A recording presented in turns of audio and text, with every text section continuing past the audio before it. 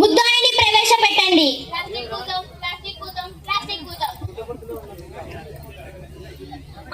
ఈ వ్యక్తి చేసిన నేరం ఏమిటి? వ్యక్తి పర్యావరణాన్ని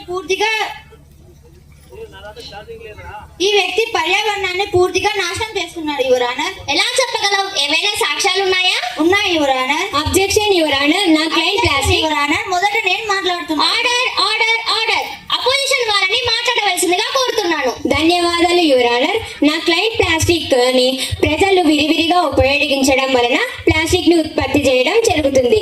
కావున ప్లాస్టిక్ ని ఉపయోగించడం సమస్త జీవుల తప్పుగా భావించి నా క్లయింట్ ని నిర్దోషిగా విడుదల చేయాల్సిందిగా కోరుచున్నాము. నా దగ్గర సాక్ష్యాలు ఉన్నాయి యువర్ ఆనర్. మొదటిగా పక్షి వ్యక్తిని ప్రవేశపెట్టాల్సిందిగా కోరుతున్నాము. పక్షి పక్షి పక్షి.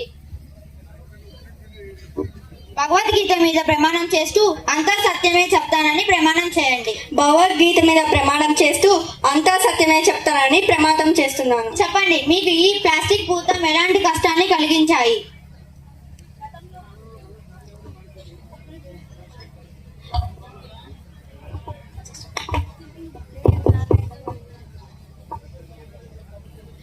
గతంలో మేము హాయిగా పొలాల్లో ఎగురుతూ మా పిల్లలను పోషించుకునే వాళ్ళం. కానీ ఇప్పుడు ఈ ప్లాస్టిక్ భూతం వలన పంట పొలాలు నాశనమై మాకు తిండి గింజలు కరువైనాయి. దొరికిన వాటిని తింటుంటే అందులో కలిసిన ప్లాస్టిక్ మా కడుపులోనికి వెళ్ళి మమ్మల్ని మృత్యువాత పడేలా చేస్తున్నాయి. ఈ ప్లాస్టిక్ దారాలు నా గూడుని ధ్వంసం చేసి నా పిల్లలకు గూడు లేకుండా చేశాయి. ఈ ప్లాస్టిక్ దారాలు నా రెక్కలను చినివేశాయి. ధన్యవాదాలు. ఈ ప్లాస్టిక్ భూతం ఎంతో మంది ప్రజలను ఇబ్బంది పెడుతుంది. వాటి బాధలను తెలియజేయడానికి మీ అనుమతి ఇవ్వాల్సిందిగా కోరుతున్నాము. Permission granted. ధన్యవాదాలు యువర్ ఆనర్. రెండో సాక్షిగా ఆవును ప్రవేశపెట్టండి.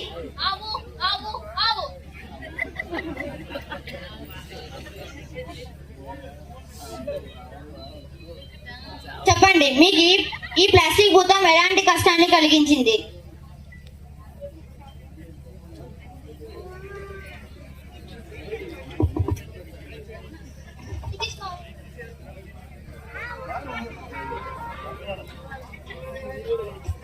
ఈ ప్లాస్టిక్ భూతం నా జీర్ణ వ్యవస్థను ధ్వంసం చేసింది.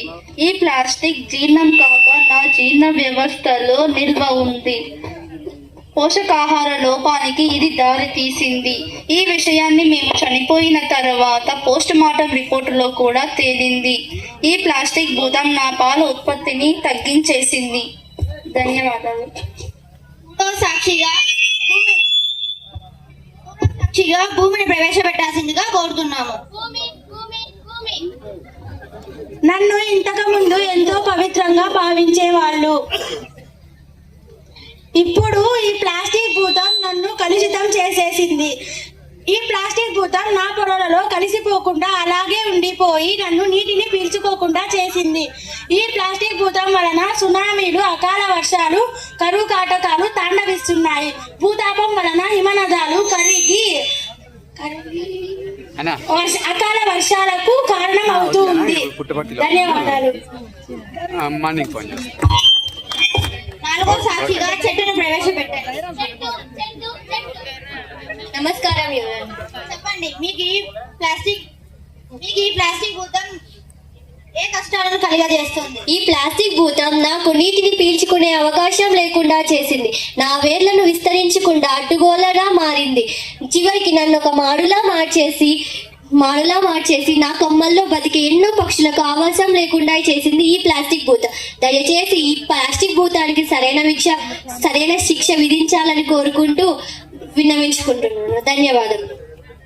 ఐదో సాక్షిగా రైతును ప్రవేశపెట్టండి.